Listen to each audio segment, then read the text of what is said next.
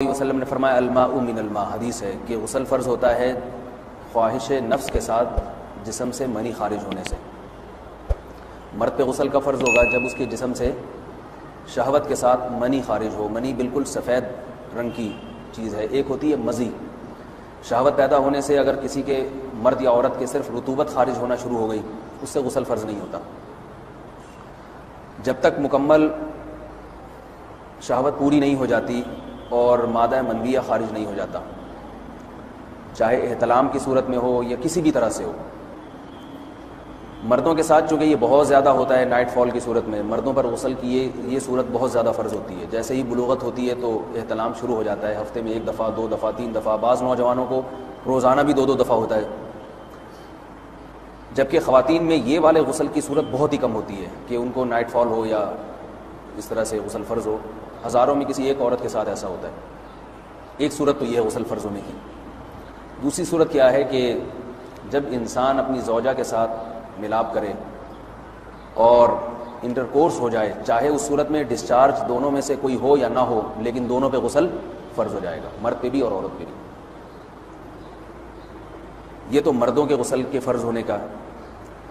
مردوں کے غسل میں ایک چیز یہ بھی ہے کہ اگر آپ نے رات کو نیند کی اور صبح آپ اٹھے اور آپ نے کپڑوں پہ نشان دیکھا، اب آپ کو یہ پتہ نہیں چل رہا کہ یہ منی کا نشان ہے یا مزی کا ہے، تو بھی آپ پر غسل کرنا فرض ہے۔ یہی سمجھا جائے گا کہ یہ آپ خواب میں ڈسچارج ہوئے ہیں۔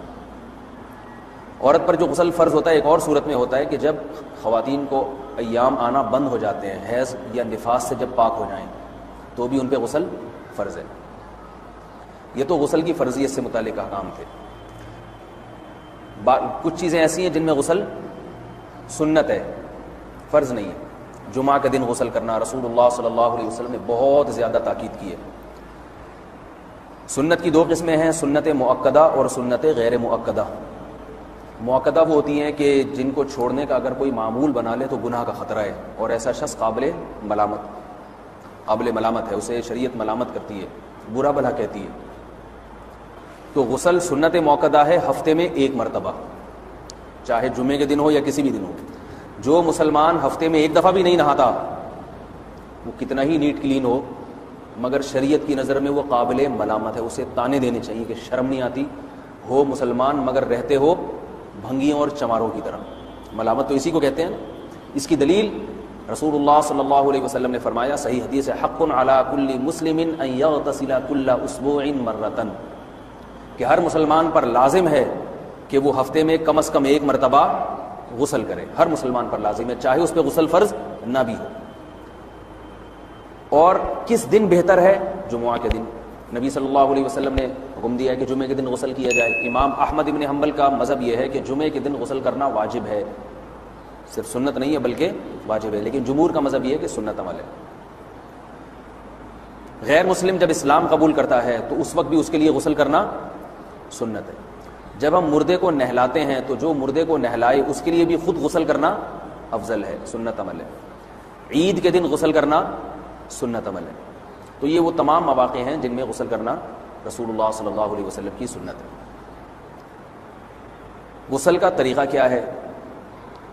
غسل میں 3 چیزیں فرض ہیں: منہ بھر کے قلی کرنا، ناک میں پانی ڈالنا کہ ناک کی جو نرم جگہ ہے یہ اچھی طرح تر ہو جائے، اور پورے جسم پہ 1 مرتبہ پانی بہا دینا کہ جسم میں بال کے برابر جگہ بھی خشک نہ رہے۔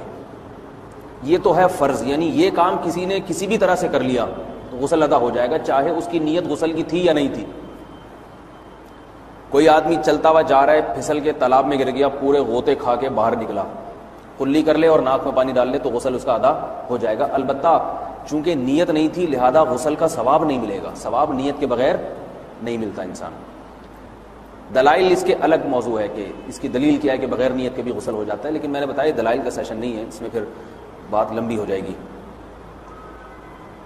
تو یہ تو ہے فرض، پورے جسم پہ پانی بہانا، کلی اور ناک میں پانی۔ سنت طریقہ کیا ہے؟ رسول اللہ صلی اللہ علیہ وسلم غسل کیسے کرتے تھے؟ سنت طریقہ جس پہ جو اختیار کرنا چاہیے وہ طریقہ یہ ہے کہ جب آپ غسل کے لیے بیٹھیں تو سب سے پہلے وہ جگہ دھوئیں جہاں نجاست اور ناپاکی لگی ہوئی ہے۔ نائٹ فال ہوا، کسی کو احتلام ہوا، تو جہاں جہاں گندگی لگی ہے پہلے اس جگہ کو دھوئیں، استنجا کریں، شرمگاہ کو دھوئیں اچھی طرح۔ سمجھ رہے ہیں بات کو؟ اس کے بعد ہاتھ دھوئیں اور مکمل وضو کریں، جیسے ہم عام حالات میں وضو کرتے ہیں۔ مکمل وضو کرنے کے بعد دائیں کندھے پہ پانی ڈالا، لیفٹ سائڈ پہ پانی ڈالا۔ پہلے زمانے میں تو چلو سے غسل ہوتا تھا، ہاتھ دھو لیے تو اب چلو سے پانی لے کے یہاں ڈالا جا رہا ہے، چلو سے پانی لے کے یہاں ڈالا جا رہا ہے، پورے جسم پہ ملا جا رہا ہے، اور چلو سے پانی لے کے 3 دفعہ سر پہ ڈالا جا رہا ہے۔ تو آج کل چلو ولو تو ہے نہیں، شاور کے نیچے جا کے کھڑے ہو جاتے ہیں، تو اس میں یہ کہ شاور کھولے اس میں کھڑے ہو جائیں، سارے چلو اس میں خود بخود ہی ہو جائیں گے، پورے جسم پہ پانی بہہ جائے گا۔ نبی صلی اللہ علیہ وسلم کے دور میں یہ جدید چیزیں نہیں تھیں، شیمپو اور صابن، تو آپ صلی اللہ علیہ وسلم بیری کے پتوں سے غسل کی ترغیب دیا کرتے تھے۔ بیری کے پتوں کو اگر پانی میں پکایا جائے تو پانی میں میل کچیل صاف کرنے کی صلاحیت بہت بڑھ جاتی ہے۔ ہمارے زمانے میں اس تکلف کی ضرورت نہیں ہے، صابن ملتے ہیں اس سے نہا لیا، نہایا کریں، بہرحال کہنے کا مقصد یہ آپ لوگوں سے۔ تو یہ سنت طریقے سے غسل ہو جائے گا آپ کا، سمجھ رہے ہیں بات کو؟ سب سے پہلے استنجا کیا، اس کے بعد وضو کر لیا، اس کے بعد غسل کر لیا۔ اگر کسی نے غسل میں وضو نہیں کیا اور ویسے ہی پورے جسم پہ پانی بہا دیا تو بھی اس کا وضو خود بخود ہو جائے گا، اس غسل سے وہ نماز پڑھ سکتا ہے، کیونکہ بعض لوگ غسل کرنے کے بعد دوبارہ وضو کر رہے ہوتے ہیں، اس کی ضرورت نہیں ہے، کیونکہ جب غسل کرتے ہیں تو وضو والے اعضاء تو خود بخود اس میں دھل جاتے ہیں۔ یہ ہے غسل کا طریقہ۔ وضو کیسے ٹوٹتا ہے؟ جن چیزوں سے غسل فرض ہوتا ہے ان چیزوں سے وضو تو بہرحال ٹوٹتا ہی ہے، اس کے علاوہ بھی وضو ٹوٹتا ہے۔ اس سے پچھلے لیکچر میں نے کچھ تفصیل بتائی تھی کہ نجاست جسم سے کہیں سے بھی خارج ہو جائے یا نجاست نکل کے بہہ پڑے، اگر قضائے حاجت کی جگہوں سے نجاست خارج ہوئی ہے تو نظر بھی آ جائے وضو ٹوٹ جائے گا، اور قضائے حاجت کے علاوہ جگہوں سے اگر نجاست خارج ہوئی ہے، خون وغیرہ ہے جیسے، تو جب تک نکل کے بہے گا نہیں تو اس وقت تک وضو نہیں ٹوٹے گا۔ سمجھ رہے ہیں بات کو؟ وضو کا طریقہ کیا ہے؟ سب سے پہلے دونوں ہاتھوں کو دھویا جائے، 3 دفعہ کلی کی جائے، مسواک کی جائے، 3 دفعہ ناک میں پانی ڈالا جائے، پھر پورے چہرے کو، پیشانی یہ جو ہے جہاں سے پیشانی ہماری شروع ہو رہی ہے اور تھوڑی کے نیچے، تھوڑی جہاں ختم ہو رہی ہے، اور ایک کان کی لو سے دوسرے کان کی لو تک 4 اعضاء ہیں وضو میں دھونا فرض ہیں۔ 1 چہرہ، نمبر 2 بازو، نمبر 3 سر کا مسا، چوتھائی سر، اور نمبر 4 پاؤں کو دھونا۔ اس کی دلیل قرآن مجید کی مشہور آیت ہے فَاغْسِلُوا وُجُوهَكُمْ وَأَيْدِيَكُمْ إِلَى الْمَرَافِقِ۔ اللہ فرماتے ہیں ایمان والو، جب نماز کا ارادہ ہو تو اپنے چہروں کو اور اپنے ہاتھوں کو دھو، سر کا مسا کرو اور پاؤں کو ٹخنوں سمیت دھو۔ دھونے کا حکم ہے قرآن مجید میں۔ البتہ سر کے بارے میں یہ نہیں ہے پورے سر کا مسا کرو، بلکہ آ رہا ہے وَامْسَحُوا بِرُؤُوسِكُمْ، با کا لفظ ہے، با آتی ہے تبعیض کے لیے کہ سر کے بعض حصے کا مسا۔ اب بعض حصے کا قرآن حدیث میں کہیں تذکرہ نہیں ہے، تو اس میں فقہاء کرام کے اجتہادات ہیں۔ امام شافعی فرماتے ہیں تھوڑا سا بھی ٹچ کر لیا سر کو ہو جائے گا، امام ابو حنیفہ فرماتے ہیں نہیں، کم از کم 1/4 کا ہونا ضروری ہے۔ سب کے اپنے اپنے دلائل ہیں، ان دلائل میں نہیں جاتا۔ فقہ حنفی کو جو فالو کرنے والے ہیں تو ان کو چاہیے کم از کم 1/4 سر کا مسا، یہ فرض ہونے کے لیے ضروری، مگر سنت کیا ہے؟ پورے سر کا مسا۔ نبی صلی اللہ علیہ وسلم دونوں ہاتھوں کو بھگو کے پورے سر کا مسا کرتے تھے ایسے، سمجھ رہے بات کو؟ اور مسا کے جو یہ ٹیکنیکل طریقے ہیں کہ آپ یوں پہلے انگلی بنائیں، پھر یوں لے کر جائیں، پھر یوں گھما کے لائیں، پھر یوں، یہ ٹیکنیکل طریقے حدیث سے ثابت نہیں۔ مسا کا طریقہ کیا ہے؟ بھیگا ہوا ہاتھ لے کے ایسے پورے سر کو بس ہو گیا۔ پھر حدیث میں یہ بھی ہے کہ یوں لے جاؤ اور یہ بھی ہے کہ واپس بھی لے کر آؤ، دونوں طرح سے ثابت ہے۔ تو ایسے بھی کر سکتے ہیں کہ یوں لے جائیں، اور ایسے بھی کر سکتے ہیں لے کے جائیں اور پھر واپس بھی لے آئیں، دونوں طریقے جائز ہیں، لیکن کم از کم سنت اتنی ہے کہ پورے سر کا مسا ہونا چاہیے۔ بعض لوگوں کو شو مارنے کا شوق ہوتا ہے، اگر وہ واپس لائیں تو بال ان کے خراب ہو جاتے ہیں، کہتے ہیں یار یہ پھر مسئلہ خراب ہو جائے گا، تو پھر ایسے لوگ صرف یوں ہی لے جائیں کافی ہے۔ افضل تو یہ کہ یوں بھی لے جائیں، یوں بھی لے جائیں، دونوں طرح سے صحیح ہے، بہرحال دونوں حدیث سے ثابت ہیں۔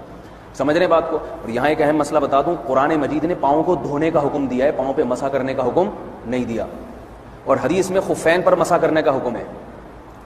تو قرآن اور حدیث کو فقہاء نے جمع کیا ہے، لہذا وہ موزے جن میں آسانی سے پاؤں دھوئے جا سکتے ہیں ان میں چاروں ائمہ کے نزدیک پاؤں پہ مسا کرنا جائز نہیں۔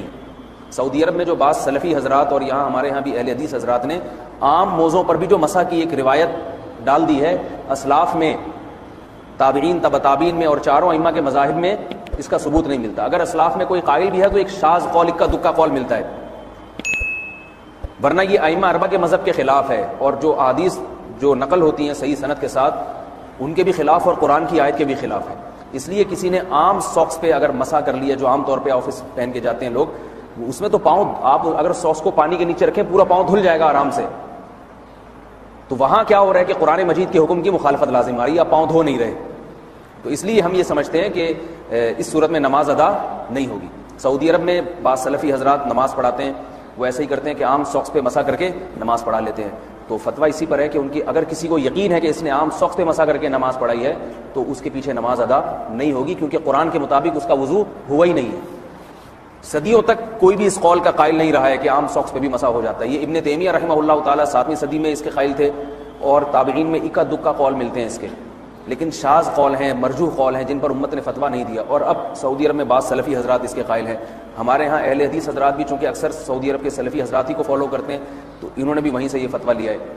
لیکن ائمہ اربعہ کے مذہب میں اور دلائل کے لحاظ سے دیکھا جائے تو یہ مذہب کمزور ہے. قرآن نے پاؤں کو دھونے کا حکم دیا, آپ دھوئیں گے پاؤں جب تک دھونا ممکن ہے. چمڑے کے موزے ہیں ان کو دھونا ممکن نہیں ہے اتارے بغیر, لہذا ان موزوں کے اوپر مسح ہو جائے گا. تو اس سے قرآن پر بھی عمل ہو جائے گا اور حدیث پر بھی عمل ہو جائے گا. اس لیے ائمہ اربعہ نے جو قرآن و حدیث کو سمجھ کے جو فیصلہ کیا ہے اس پہ چلنا ہمارے لیے زیادہ مفید ہے بنسبت آج کل کے جو علماء ہیں ان کی اپنی ذاتی آراء پر.